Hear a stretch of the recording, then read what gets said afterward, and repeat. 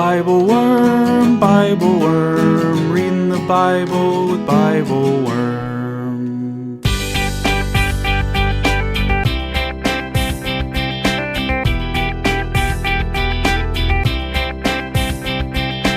Welcome to BibleWorm, getting to the core of the biblical text. I'm Dr. Robert Williamson, professor of religious studies at Hendrix College and theologian in residence of Canvas Community in Little Rock, Arkansas. And I'm Dr. Amy Robertson, Director of Lifelong Learning and Music at Congregation Or Hadash in Sandy Springs, Georgia. We're here every week to discuss the biblical text, both as biblical scholars and as people of faith, one Jewish, one Christian. This week we're reading two of the foundational texts of the Hebrew Bible, the Ten Commandments in Deuteronomy 5, 1-21, and the text known as the Shema in the Jewish tradition in Deuteronomy 6, 4-9. We discuss the way that the Shema cuts across the cacophony of voices vying for our attention with a resounding, "Listen, O Israel," calling us away from the voice of Pharaoh and focusing us on the one God who set us free from bondage in Egypt. We discuss the urgency of the Ten Commandments as the framework for an alternative way of life as God's people who love God with heart, mind, and soul and protect the integrity of the community. And we notice the repeated emphasis in this text on sharing the story across multiple generations, paying attention both to those who came before and those who will come after, as we remind ourselves of what it means to truly be the people of God in the world. Thanks for joining us. Hey, Amy, how are you this week? I am pretty good. Yesterday, my husband and I we're old enough that we have to think about what are we going to do when we retire? Are we going to be poverty stricken? All that, yeah. Kinds of stuff. Mm-hmm. And so we started filling out this packet of paperwork that someone had given us. And I swear to you, Bobby, they were like, "When do you plan to die?"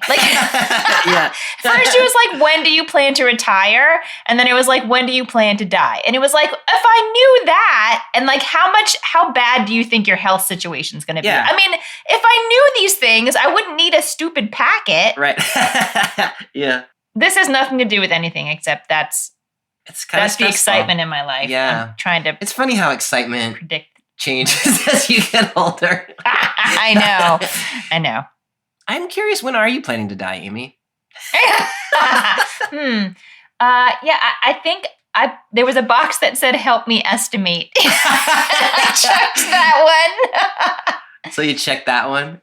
Please help me estimate. That's gonna be. I want to know how that conversation goes. So you're gonna talk with somebody and they're gonna help you estimate? Is that how it's They're gonna help me estimate. Mm-hmm. Estimate the date of my death. Yeah. Mm-hmm. That's what's gonna happen. I think I'm gonna live till I'm 90 is what my financial planner has decided. Oh. Mm-hmm. Yeah, I think that's a little optimistic, but that's a nice long life. yeah. Anyway, all right, Amy. Man. This week we are in the book of Deuteronomy, two really central passages, key to the whole everything. The first is the Ten Commandments in Deuteronomy chapter 5, and then is part of the prayer known as the Shema in Deuteronomy 6, 4-9. Amy, I know we always say this in the Hebrew Bible section of the podcast. A lot has happened. When last we met, Moses had survived his childhood and he had encountered the Lord at the burning bush. Mm-hmm. Now we are in Deuteronomy 5. So we have skipped, basically 3 books of the Bible. Mm-hmm. And so there's a lot you could say about what gets us to this point, but what do we need to know to get us ready for Deuteronomy 5, do you think? This is what I would lift up of what has happened between then and now. The Israelites God rescues them from Egypt. There's this, miraculous rescue crossing through the sea. There's an encounter with God at Sinai in the book of Exodus. And I actually have to keep reminding myself because we're reading about that encounter here. But it happened in Exodus. What we're reading is sort of a recollection of it. And then there's a long period of time that the Israelites are traveling through the desert. They're wandering through the desert. And God basically says, "You are not ready to go into the land yet." It's not that the desert is so big. It's that you're not ready for the next thing. Yeah. And so you need to stay in this sort of state of deep interdependence and profound vulnerability, Yeah. wandering in the desert and eating manna until I say it's time. Yeah. Also during that time, for reasons we won't go into, we learn that the entire generation that has come out of slavery in Egypt is going to die in the desert. Yes. They are not the ones who are going to go into the land. It's their children. So during this time, like, they get lots of rules, lots of laws, they have lots of arguments, blah, blah, blah. That's the whole Torah, right? Skip that part. Now we're in Deuteronomy. Moses has also been told he is not going into the land. He is leading them up to the land, and then that's it. In the book of Deuteronomy, like, really the plot line is that this is Moses's like last sort of reminders to the people and trying to impart in them as strongly as possible some like deep sense of connection with this whole incredible, miraculous history that has unfolded over the time that they've been in the desert, in the hopes that when they go into the land, they will do right by God. Yes. And therefore be able to have this good and beautiful life there. Yes. So it's really mostly a long speech from Moses, who used to say was slow of tongue. He really found a lot of words by the time he got to Deuteronomy. He had a lot to say.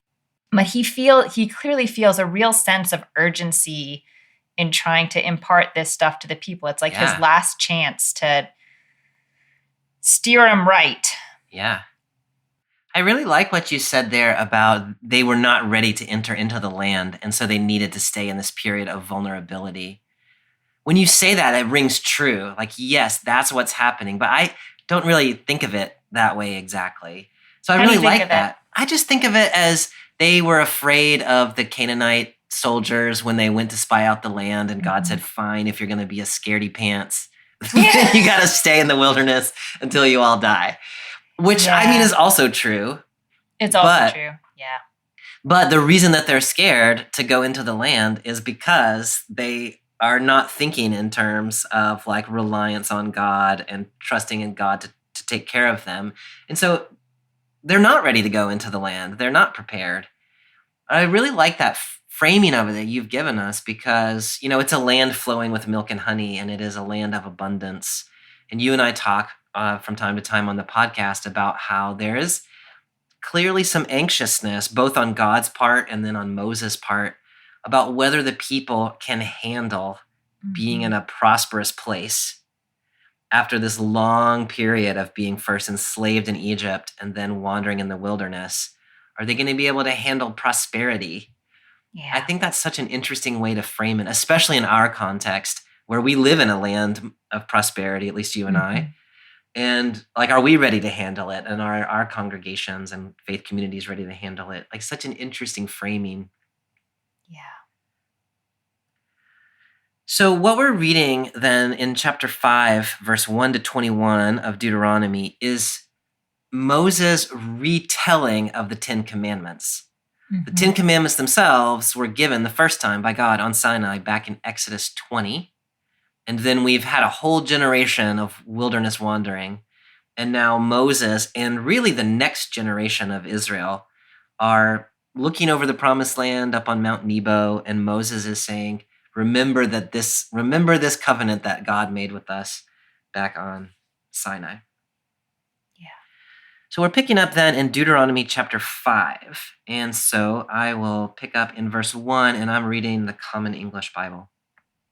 Moses called out to all Israel, saying to them, Israel, listen to the regulations and the case laws that I'm recounting in your hearing right now. Learn them and carefully do them. The Lord your God made a covenant with us at Mount Horeb. The Lord didn't make this covenant with our ancestors, but with us, all of us who are here and alive right now. The Lord spoke with you face to face on the mountain from the very fire itself. At that time, I was standing between the Lord and you, declaring to you the Lord's word, because you were terrified of the fire and didn't go up on the mountain. So one of the things that's so interesting to me in the way that this is framed, I mean, Moses says it a number of times, but the clearest place is in verse 3. The Lord didn't make this covenant with our ancestors, but with us who are here alive right now. Now, you were just telling us that actually that's not, like in the plain sense, true, right? It was with their parents and grandparents who have now all died in the wilderness. So can you talk to me about that verse and like what it means and why it matters? I mean, we spoke in the stories we were reading in Genesis about like the fundamental drama that was unfolding in the book was this issue of lineage for Abraham. And then like through whom is that lineage really going to flow? Yeah. I would say for the book of Deuteronomy, the drama is really this sort of fundamental question of how we can really have sort of like an intergenerational religious life where we can really take on the experiences of our ancestors and feel as though we had lived it in our own bodies, because otherwise we get a really short window on earth to to understand what it is we're supposed to be doing. Like we have to be able to take in a bigger bit of wisdom, but that's just really hard. And so I feel like this is certainly like a pressing question in the Jewish community, and I would imagine in other religious communities too. How do we really live our lives as though these stories of our ancestors we read are our own stories, our memories? Yes. I don't know how we do that, but Moses is asking them to do that. Exactly. Yeah, no, I think that's so important. And, in the modern world, like we seem increasingly to disregard things that come before us. Like even like, like the expression, okay, boomer or whatever, which I take a little personally, even though I'm not a boomer. But like there's this sort of disregard for the past. And I think that's probably always been more or less true. But this is, saying exactly these stories that come from 2,500, 3,000, 3,500 years ago. These are our stories. These are our memories. And so we can't, not only can we not disregard them, but we need to learn how to inhabit them.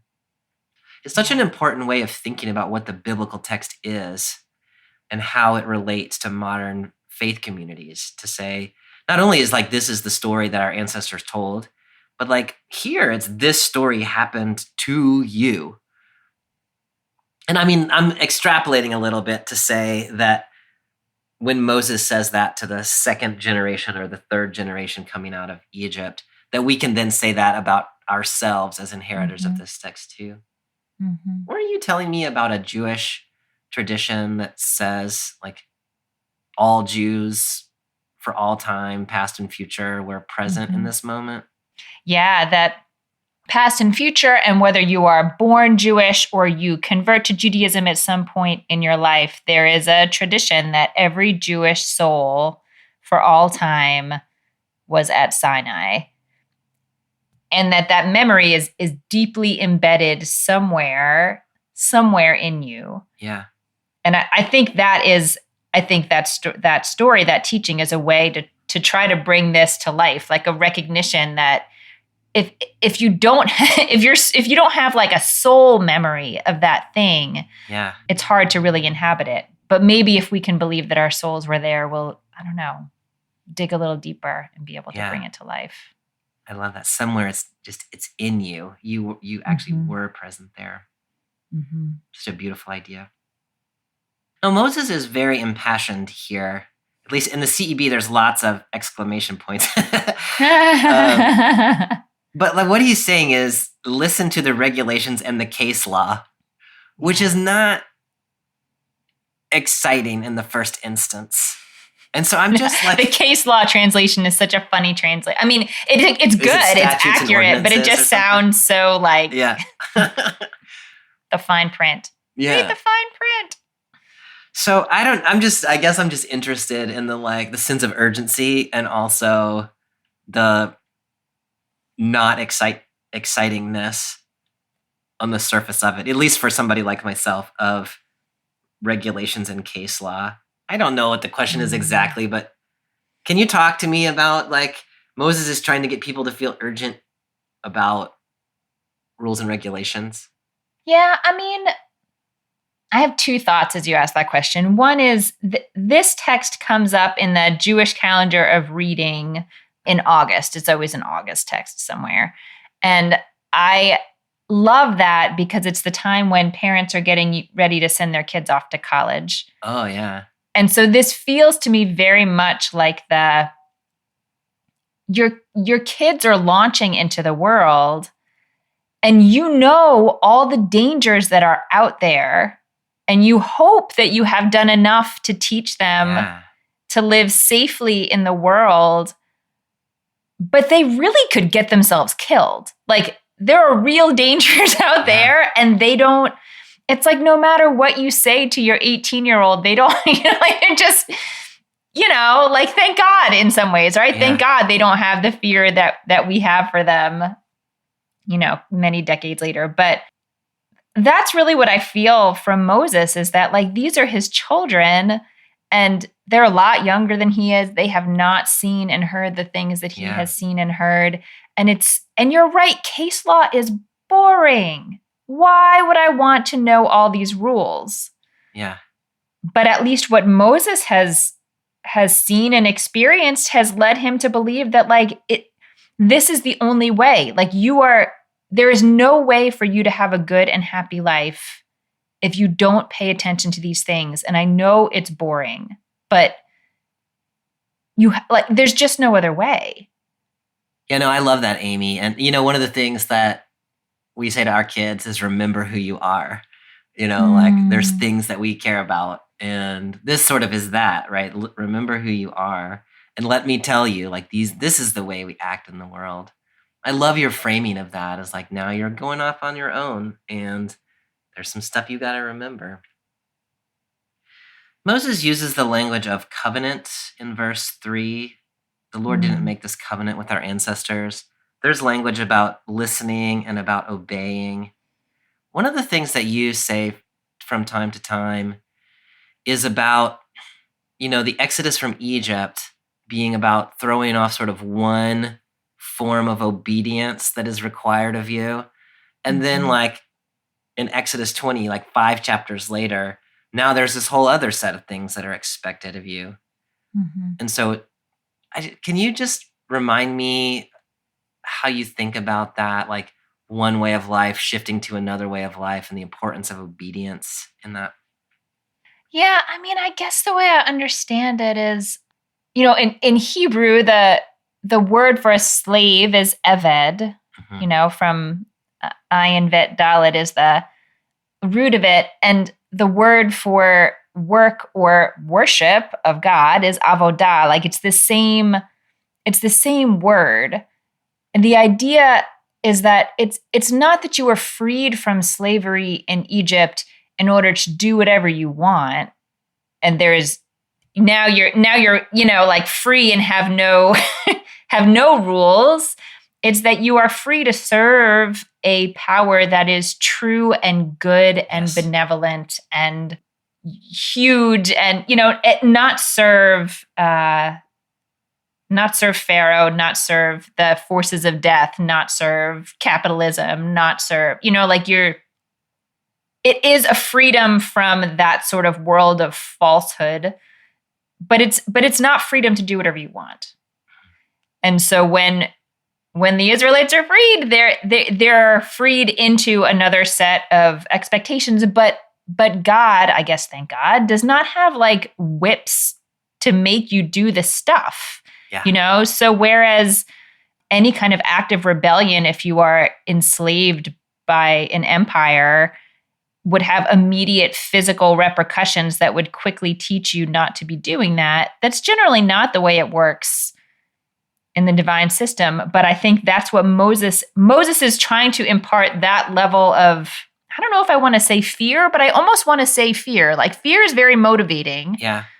And the consequences are at least that serious in his mind. They just might not be as sort of immediately visible.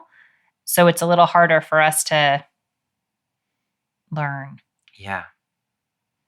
Speaking of the fear, this last little part of this section, the Lord spoke with you face to face. And then he goes on to say, but I had to stand between you and the Lord because you were terrified of the fire and didn't want to go up the mountain. Mm-hmm. So there is a fear. The translation here in the CEB is you were terrified and didn't go up the mountain. So I'm just curious how you think about that. Like the face-to-faceness of it is like, that's impressive. And then also the like terrified. And so I had to be your intermediary. What do you do with that couple of verses? I mean, it's some of it is just it's so interesting to read this story through the lens of Moses and like what we think Moses is trying to accomplish in this conversation. Yeah. So on the one hand, he's trying to make it feel very immediate and personal to them. And so says face to face when, as we might remember from the story in Exodus, the people do not want to go anywhere near that mountain. Yeah. They are like, what is happening?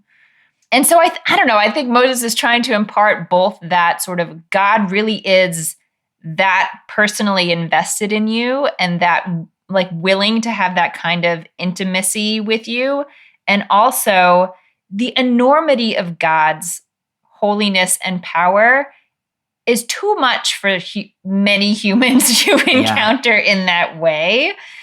And so it's just sort of again, like a reminder of like the scale that we're talking about here. Yeah.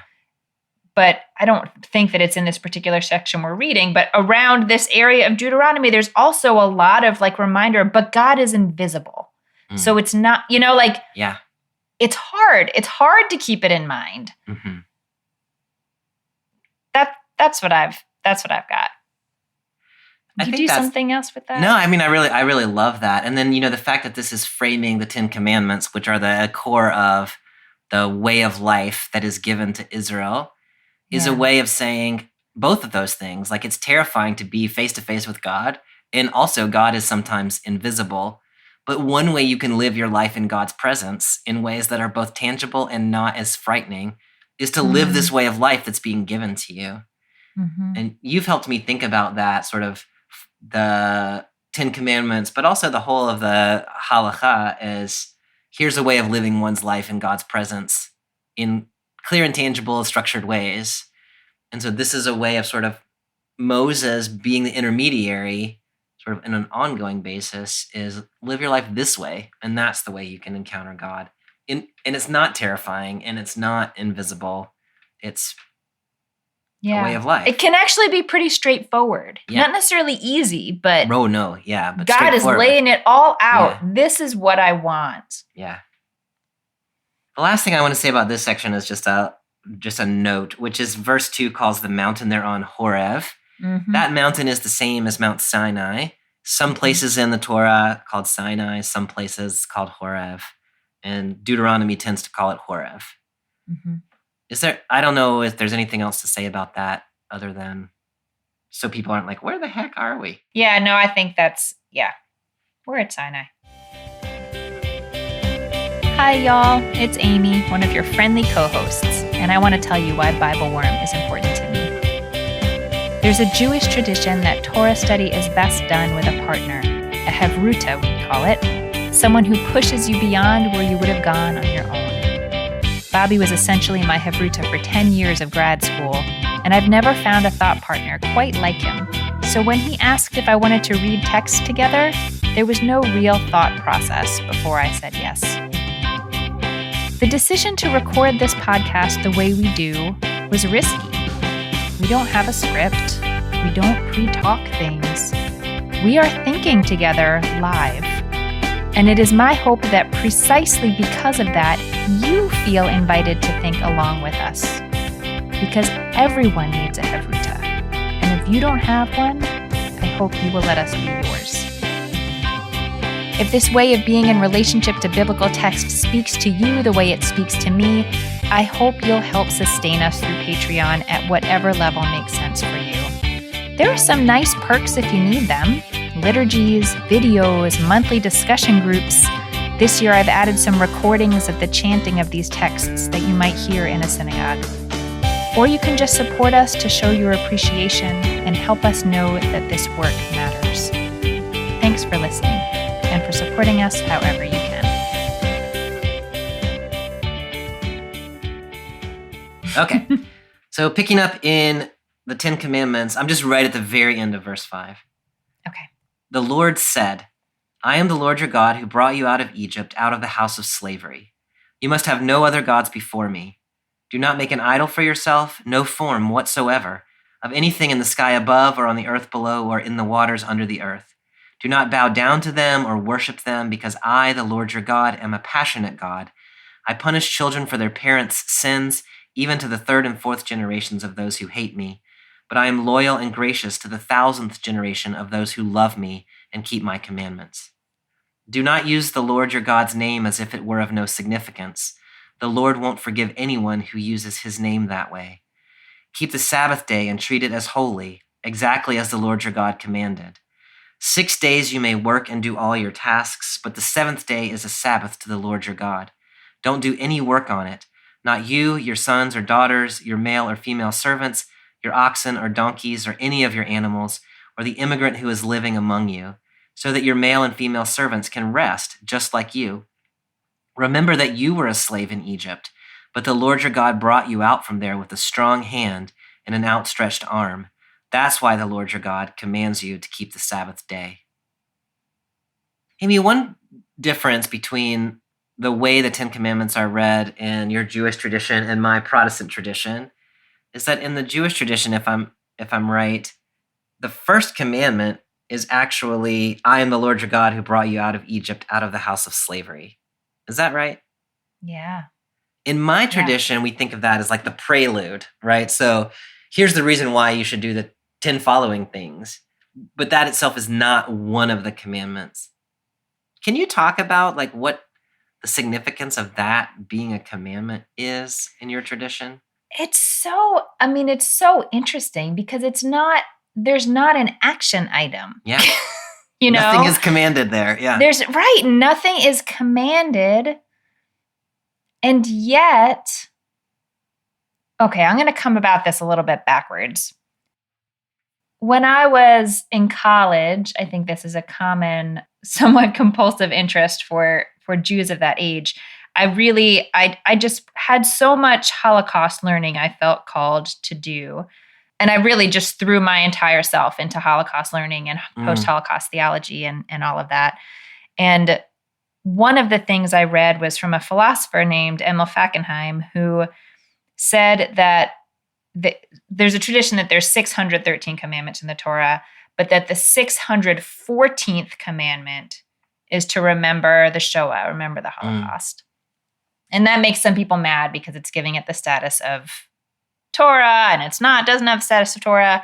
But I remember feeling so strongly at that time, but I am commanded. Like I feel in my bones that I am commanded. Like it's not a decision to be commanded. It's like I feel it resonate in my body. Like that is true.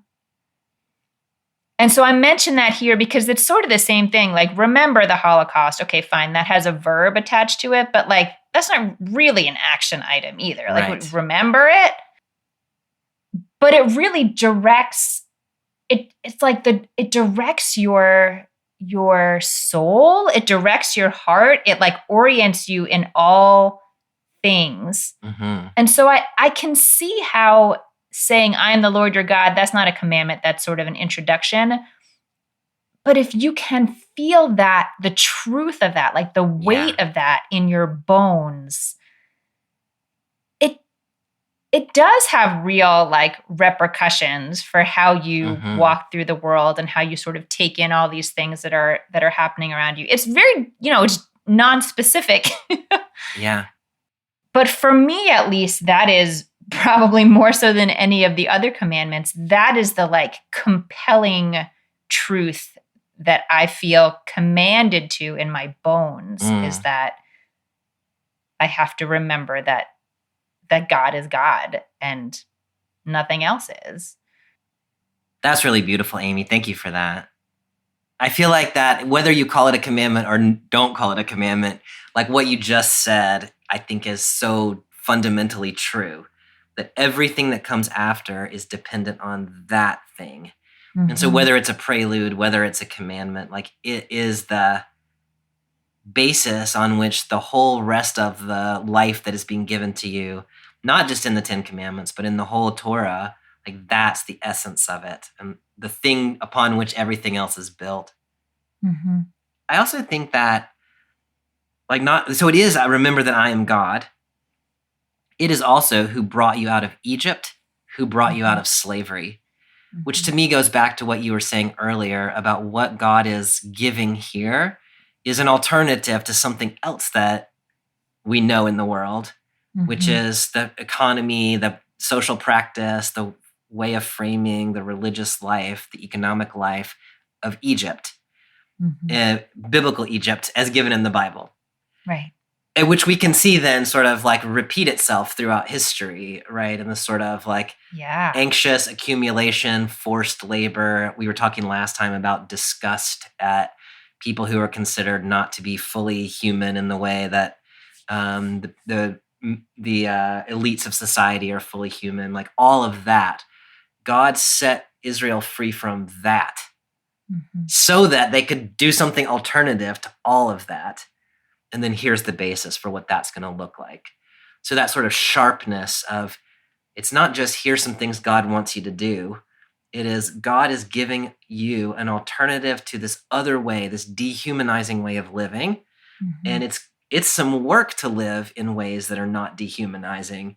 And so you've really got to pay attention to it. And so here it is. So that contrast between the other way of life and the way of life now being given to you. Because God is God, I think that's important. Right. And I love, and I think this was sort of suggested in what you said, that okay, you didn't say it this way, but like I want to say you're gonna be under the thumb of something. Like you're gonna be within some set of sort of rules, imaginary or visible, that are driving how you're making your decisions. That will always be true. And here's an option that you've been given that is a real gift and also a challenge. And but here's one of them. But there's no such thing as total freedom from everything. Like we are all tied into systems, and this one would be a good one to choose. Yeah. I think that's really important, Amy, the way that you've said that. And, in the modern world, we tend to think of the options are you are religious and believe in God or gods, or you are a secular person who has no religious commitments. The way you just said it, you're going to be under the thumb of something or someone, I think is a really helpful reframing in the modern world. I actually think it's also happening in the biblical text. But these kinds of things that we can give our lives over to, like these ultimate commitments, whether it's capitalism or profit or communism or whatever it is, Clemson Tigers football. People probably do that. Oh my goodness, yes. More so like 5 years ago than now. But we're still hopeful that you give your life to something. And so these first, what you would consider the second commandment, my tradition considers the first two commandments, is about not having other gods and not making images, which I feel like is what you were getting at. Like there are all kinds of things out there wanting to be gods, and you shall have none of that. Are there other things you would draw out of that? No other gods, don't make images. No, I think we've covered the important stuff in there.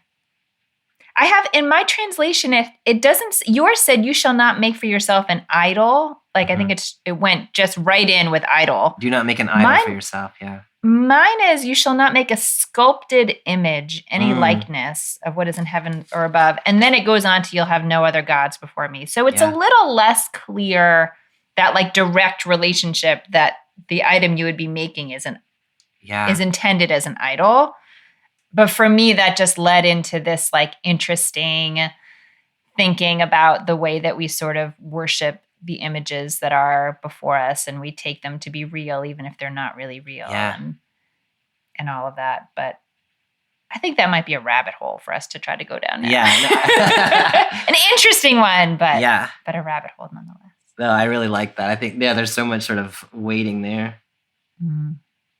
Amy, the other thing in that little section that I never know what to do with is this part where God says, I punish children to the third and fourth generation, to those who hate me, and I'm loyal to the 1,000th generation of those who love me. So I very much appreciate the God of 1,000 generations of love. I don't know what to do with the God of 3 or 4 generations of punishment. What do you do with that sort of punishment and reward sort of thing? I mean, I think the first thing that came to my mind when I was reading it this time, this is like kind of probably a dumb technicality to point out, but it seems like there would be a lot of people who both had an ancestor in the last 1,000 generations who loved God, and also an ancestor in the last 4 who brought some guilt upon themselves. Yeah. And so we're sort of sitting with the dual inheritance of those things. I mean, look, I certainly don't love the idea that God is like punishing the descendants of someone for acts that were not their own. But I also think a lot of the message of the biblical text is that we are responsible for one another. Like when we do things, it has impact on other people. And I think it's actually really true that what people did a few generations ago can have real impact on what our lives are. And what I'm doing has real impact on what my children and my grandchildren's lives will be like. Mm-hmm. I don't think of it in this idea of like God is punishing them, but I mean, I hate to even lift up the example of climate change, but it sure is right in my face. Like, we are actually responsible for one another, and what we do will impact many generations to come. And it's just true. I really appreciate that. And what this covenant is really trying to do is to say, if you treat each other in these ways, it will lead to thousands of generations of blessing. But if you don't, if you accumulate, if you take advantage of, if you enslave others, then this is where we're headed. Mm-hmm. The other thing I would say about that is, I think probably it's as much as anybody, James Cone, the Black liberation theologian, has helped me. Maybe it goes back to Abraham Joshua Heschel, distinguishing between, I think the distinction Heschel makes is between a wrathful God and the wrath of God, which is to say God's essence is not wrathful, but sometimes God has to be angry in order to set right injustice. And that's sort of the way James Cone gets at it too, is to say sometimes love for the oppressed looks like judgment against the oppressor. We just saw that in the Exodus text. We would have if we had read the Exodus text. Yeah. And so like a God who has no capacity for wrath is a God who ultimately can't do anything for the oppressed, is sort of how Cone gets at it. And I'm sort of persuaded by that you need that wrathful side of God in order to set right systems of injustice. The other thing that I like here is that it's 1,000 parts compassion and it's 4 parts wrath. And so when you think about like God has both of these capacities, but the compassion of God is extravagantly more than the wrath of God. Like that sort of helps me put all that together. Yeah, and I think it also fits into that conversation we started with like, what does it mean to say you were present at Sinai when we were just told they were not present at Sinai? Yeah. We're asking these people to connect deeply and like own the experience of their ancestors. And we're also asking them to really own the experience of their descendants. Like there is one story that is continuous over many generations. It's not just each little piece of the timeline that we happen to be in our bodies on the earth for, that we really are, we're part of something much bigger. Yeah. The next commandment, I really like the way it's translated in the CEB. I always heard it as don't take the Lord's name in vain, which when I was growing up was like don't say swear words, which is like, I mean, fair enough, but that's such a ridiculous thing to be in the Ten Commandments. Right. Here it's don't use the Lord's name as if it were of no significance. Yeah. So before we were talking about not worshiping other gods improperly, like don't give your loyalty to other gods. Now we're saying in your loyalty to the God of Israel, don't take that lightly or something like that, which is equally important and maybe more so in some contexts. Can you talk about that, lifting up God's name as if it were of no significance? I mean, that one that feels like an easy commandment to me in some ways. I mean, I think it's just like, for me, it feels like if you imagine the enormity of this deity, you have to afford a certain like gravitas and seriousness to invoking the name of God. I mean, I think I've learned at some point along the way that there was a sense that once you knew the names of different gods, you could call upon them and sort of manipulate them almost. Like when you call out their name, they have to respond. And so maybe that's at play here. Like don't play, don't cry wolf. Yeah.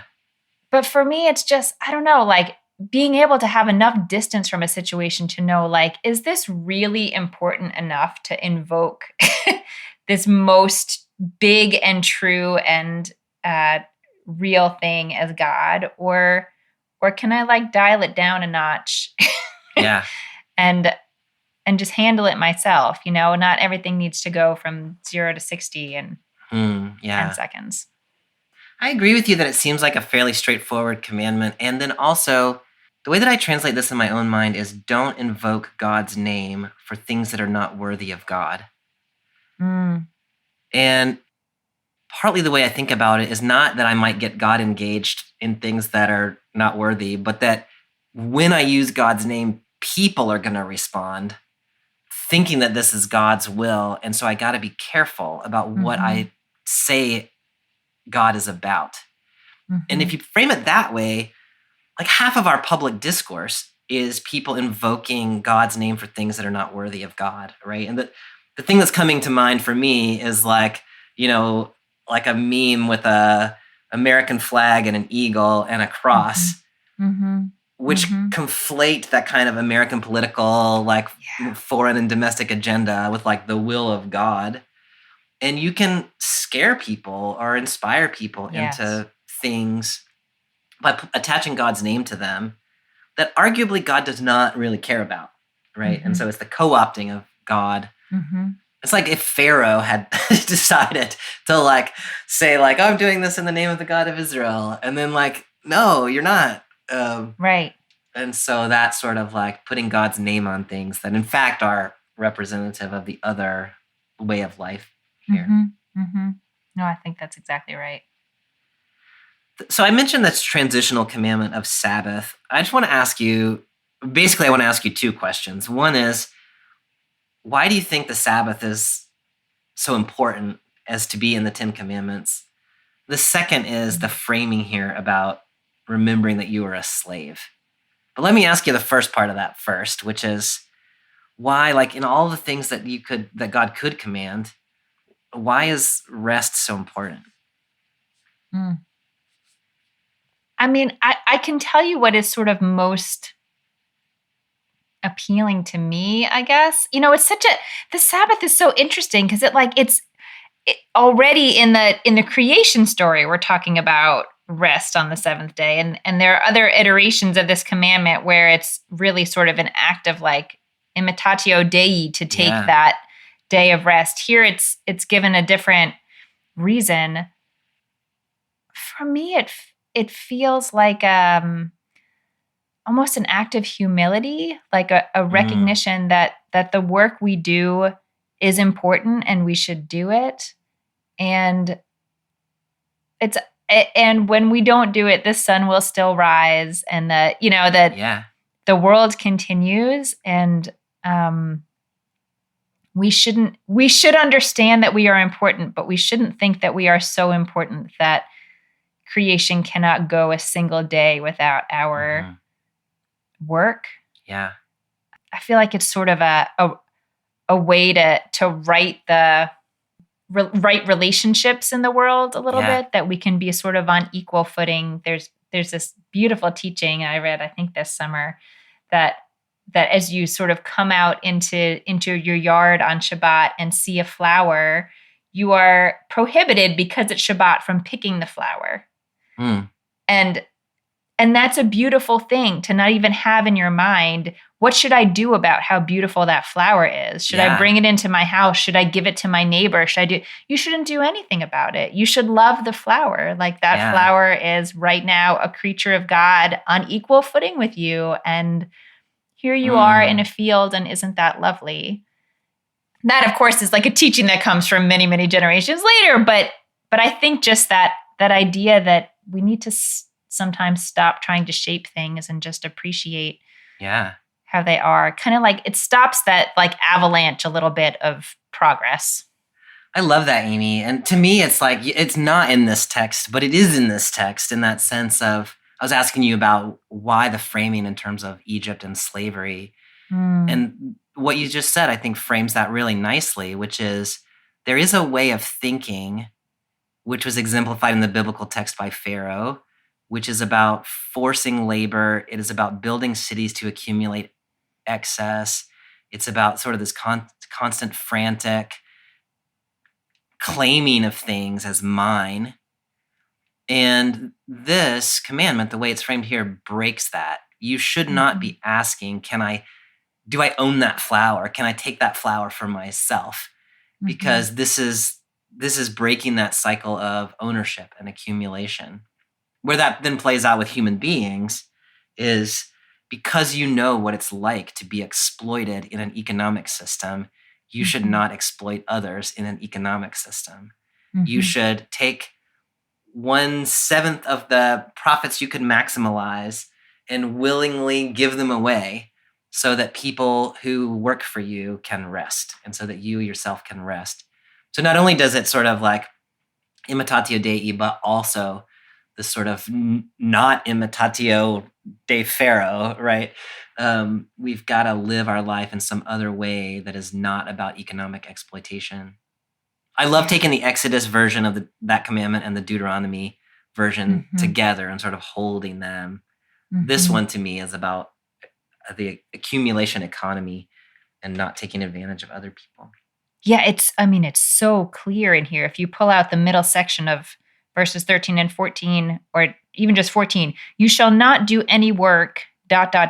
so that your male and female slave may rest as you do. Yeah. It's not, you shall not do any work so that you can rest. Yeah. It's so that the people who are working for you can rest. And also you'll rest. But yeah. All right, Amy, so I'll pick up in the second, so to speak, tablet of the Ten Commandments in verse 16. Okay. Honor your father and mother exactly as the Lord your God requires, so that your life will be long and so that things will go well for you on the fertile land that the Lord your God is giving you. Do not kill, do not commit adultery, do not steal, do not testify falsely against your neighbor, do not desire and try to take your neighbor's wife, do not crave your neighbor's house, field, male or female servant, ox, donkey, or anything else that belongs to your neighbor. Okay, of those commandments directed toward the community, what strikes you as particularly important? The donkey. Yeah. Somebody steal your donkey, Amy? Yeah. No, but I covet donkeys all the time. Yeah. I don't have one commandment from this set that I would sort of lift up as I think this is really the core thing. But I think what rises up for me from all of these is the idea that anything we might do that dismantles systems of trust and sort of degrades the people around us will ultimately destroy any chance we have of having a good life ourselves or together in community. And so that can include things like murder, certainly. Adultery, I mean, is a different kind of complicated, but you can imagine the way that like adultery or stealing or bearing false witness, it just, if people can't trust each other, then there's no web. We can't build any kind of web. Like we need to remain mutually dependent, even when we're in the land, even when we have our crops, even when we might feel like we are controlling our own fate. So these for me feel like examples of things that could degrade that. I think that's a great way of thinking about it. The one that's always been a little strange to me, although I like the way that the CEB translates it, do not desire and try to take, is the way they translate the word covet. The word covet is weird. Like I don't use that in my real life. And you know, when I was a kid, I always heard it as like, don't wish you had something that belonged to someone else. So it was like an internal thing. Yeah. And maybe that's worth thinking about, that like your internal attitudes actually do affect community. But one of the things that's helped me think about that beyond the internal attitude is, I think it was Marvin Chaney, a biblical scholar from a previous generation, who pointed out to me in Micah 2, and when he's critiquing the social wrongs of the southern kingdom of Judah, he says they covet fields and seize them, houses and take them away. And he's pointing out that this is about seizure of property. So coveting is about desiring something and then structuring the economy so that you can take it. If you read it that way, then you start to think about like predatory loans and like redlining and then like all of these sort of social practices that are about, I really want that thing that belongs to someone else.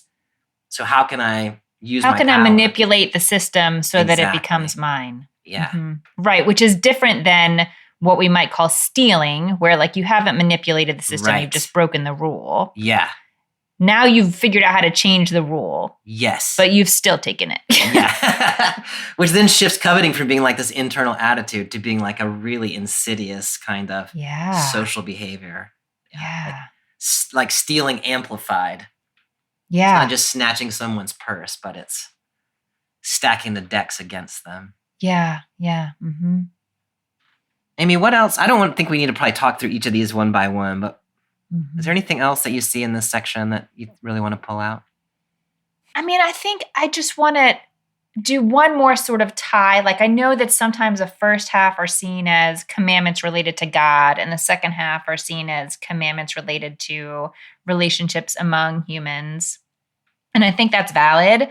And I also want to, draw out the possibility or the way in which we need to be in community with people in any given moment and also across generations in order to have any chance of holding on to the enormity of what we understand God to be. Like no one person is going to be able to get it and hold on to it and stay oriented that way against all the forces of the world around them.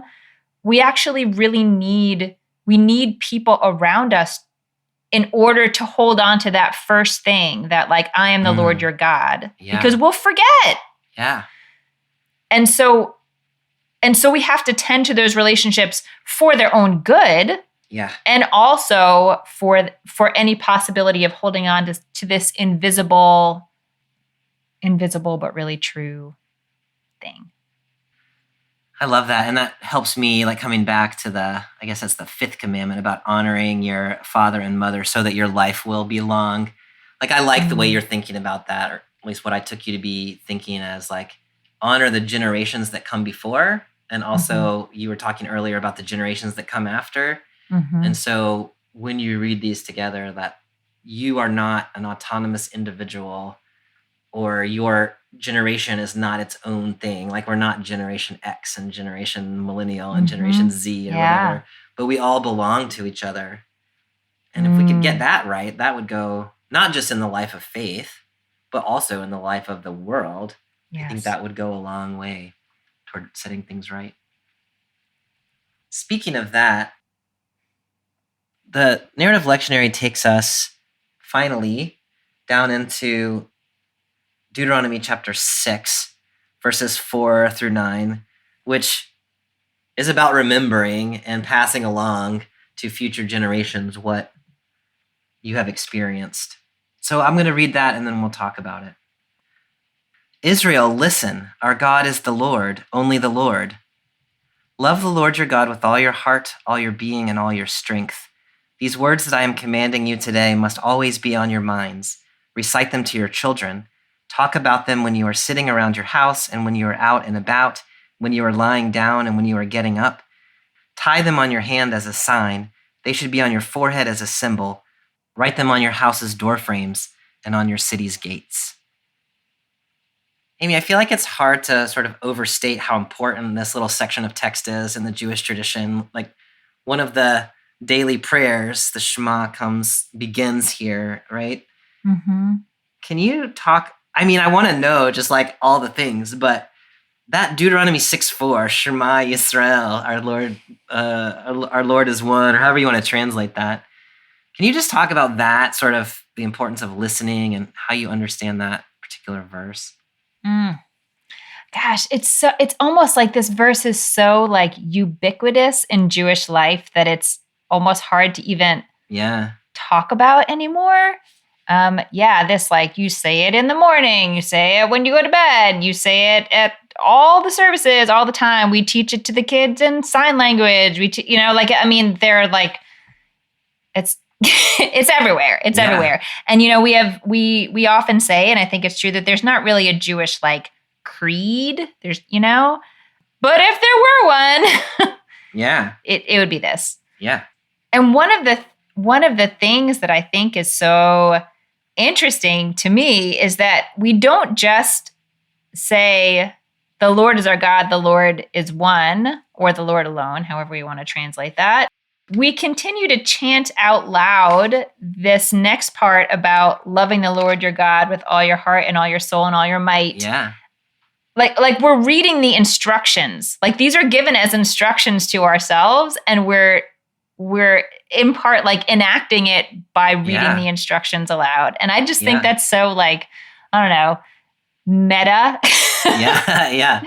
And we also, as I know you know, Bobby, like that the specific things that are mentioned here, bind them as a sign on your hand and as a symbol on your forehead. Like there is a specific like piece of ritual apparatus called tefillin that Jews wear for some prayer services on weekdays that like the words of the Shema are in a little box that are, placed on those parts of your body. And we have, mezuzot on the doorposts that hold those words. Like we really we're quite literal in our enactment of this. And it's almost like the words of the prayer itself have become a ritual. I mean, that's exactly what this text seems to have in mind, though, right? Like, recite this that I'm commanding you so that it is always on your mind. Mm-hmm. Recite it to your children. Like, that sense that you're talking about is it really is, like, always there. And so it's become I love the way you describe that, so pervasive in life that you don't even necessarily know how to parse pillowcases with the young kids. I mean, it's like, it's everywhere. But that's what this has in mind, is that this would become so familiar to you. Like not just these verses, but like the whole Torah that's being given here and the story upon which it is based, that you wouldn't quite know necessarily how to parse it all out. It's just like part of who you are. It's part of what passes down to your children. Mm-hmm. I love that, like that line, verse 7, recite them to your children, talk about them all the time. So you can imagine your kids being like, oh, Dad, like that generational connection that we were talking about in the previous text. Right. And so you remember that you also were at Sinai and that God made this covenant with you. And now you're passing it down to your children and your grandchildren. Like at every moment in this text, that intergenerational, this is who we are, passing that along. I love that. Can I tell a really embarrassing story? Please. Yeah. I love embarrassing stories. My daughter's bat mitzvah, my daughter is a very spiritual being. She has a very different kind of spirituality than I do, but like this stuff is real to her. And when she says the Shema at night, she developed this habit of making what looks like a shin with her finger, like putting 3 fingers up, and she puts the 3 fingers on her forehead as she says the Shema, because you're supposed to cover your eyes, and like she has like a whole sort of practice around it. It's really lovely. And the rabbi knew this, and so asked her about it. And she hadn't planned anything to say, but she started describing what she did, and then she tried to translate the Shema, and she was like, I don't really know what it means. Yeah. Which was, again, the sort of like the goodness, it is great that it's so pervasive. And also it's developed this life around it for her, that it has real meaning. And I think connectivity to God that transcends the words. And also, oh my God, as a Jewish educator, I was like, oh my God, she would say that at her bar mitzvah. But I guess that's sort of the beauty and the risk with a lot of things that come to live within our religious lives, become so common that you kind of stop translating them. You just live with them.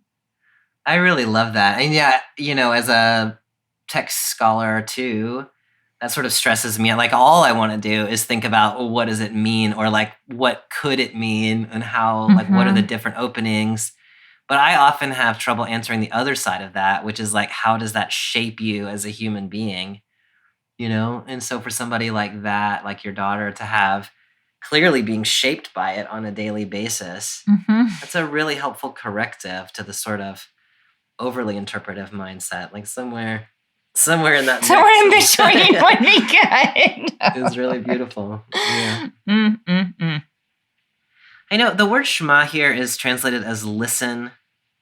It can also mean to respond in obedience or something like that.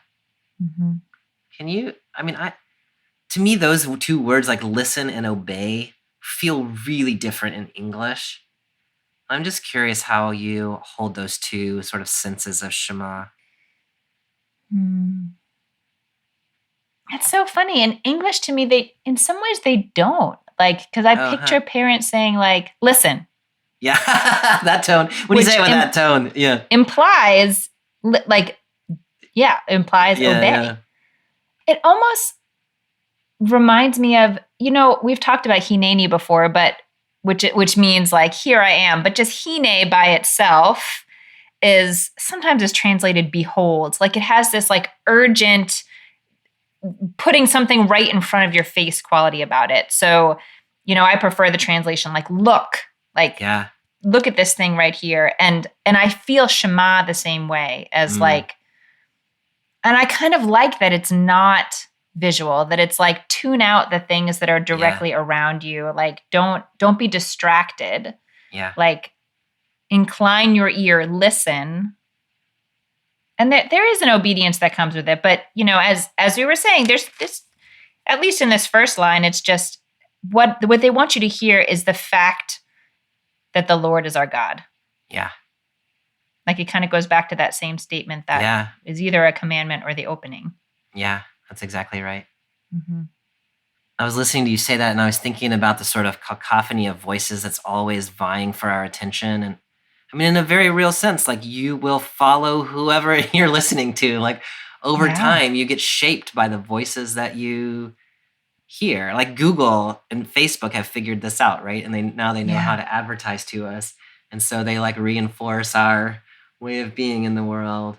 And so to say, listen, like, this is the voice. This is the one statement. Like, if you're only going to remember one thing, like, listen to that. The Lord our God, the Lord is one. And then everything else follows from there. That's really lovely. But I just feel like baked into the instructions that follow, there is this sort of fear or knowledge that you're going to forget. Yeah. You're going to forget. Something is going to distract you. And so you have to like put sticky notes all over your house. Like, you have to do everything you can to keep putting this back in your face. Yeah. So that line, love the Lord your God with all your heart and all your being and all your strength. Like, to me, it feels very like emotive and very internal. But what you're saying about that is, in order to do that, you need all of these reminders around you. You can't simply like will it on your own. Like that's so helpful to me to think like loving God is about doing things that remind you to love God. There's like this iterative process. All right, Amy. Well, there is much more that one could say about the foundation of all Judaism, Christianity, and arguably Western culture that is here in the Ten Commandments. As you're hearing this text today, talking with me, what is striking you as the most important thing to walk away with? Bobby, I feel really struck by something you just were saying about how we have to part of our active decision that yes, we are going to love God with all our heart and soul and might. I like to translate it as your veriness, like me'odecha, like your your muchness. Or your muchness. Is that part of needing all those reminders and sort of cues around us to help us do that is the community that we surround ourselves with. And it is a community that helps us take seriously the testimony of our ancestors. I mean, if you're surrounded by a community that doesn't really want to talk about this stuff, and you have some stories from your ancestors, but you don't have anyone else around you who will say, yeah, I think that's true.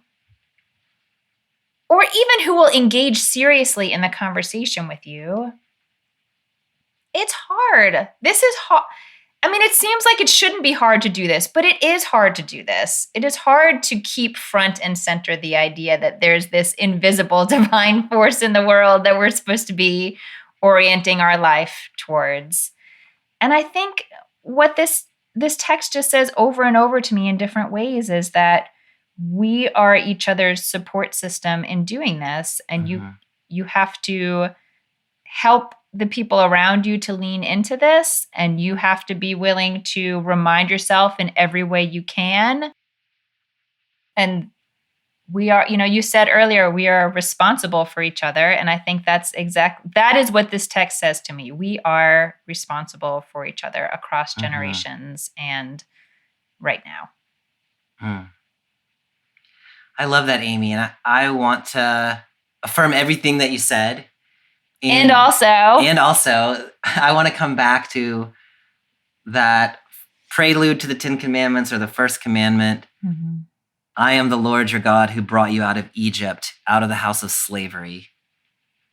And say that everything that you're saying about this being difficult, this being something we need to constantly remind ourselves, this thing that we need to support one another across generations, also has this radical differentiation from other ways of life, which were evident in the Egypt of biblical Pharaoh, and are also evident in the world around us all the time, that there is this possibility of living in the way that is most obvious to us, that is given to us in all of these other voices, constantly telling us about being anxious, about saving for retirement, to come back to the beginning of our conversation, about feeling like there is not enough, about viewing other people as people to be competitors or to be exploited or to be enslaved in order to accumulate for ourselves, to take people's land and covet it.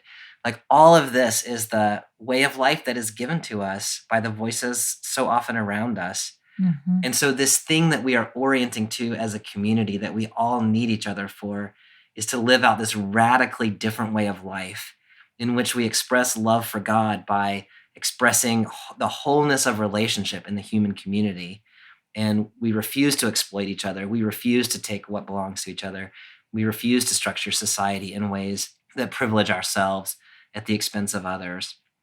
In order to do that, we need each other to hold each other accountable, to listen to the experiences of older generations, to hear the experience of younger generations, to constantly remind ourselves, and to come back to that Shema, listen to this voice, right? This is the thing that matters. That's the beginning of living this whole other way of life that we're called to, both as Jews and as Christians, to live out in the present. Yeah. It's really a circular system. Like once it's mutually supportive.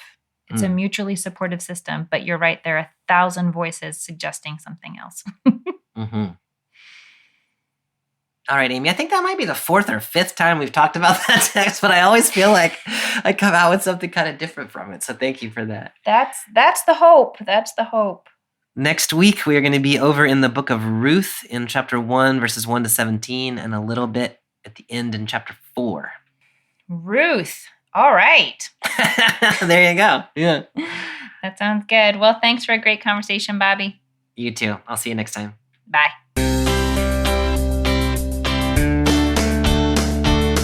Thanks for joining us for this week's episode of BibleWorm.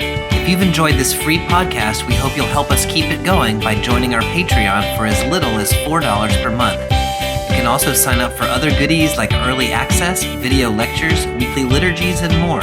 Visit patreon.com/BibleWorm podcast for details. BibleWorm is produced and edited by Bobby Williamson. Our theme song is sung by Colin Bagby, and our theme music is The World at Large by Dano Songs. Many thanks to all of our Patreon supporters for helping make this podcast possible. Join us again next time when we'll discuss the story of Ruth as told in Ruth 1, 1 to 17 and 4, 13 to 17. Until then, keep on digging.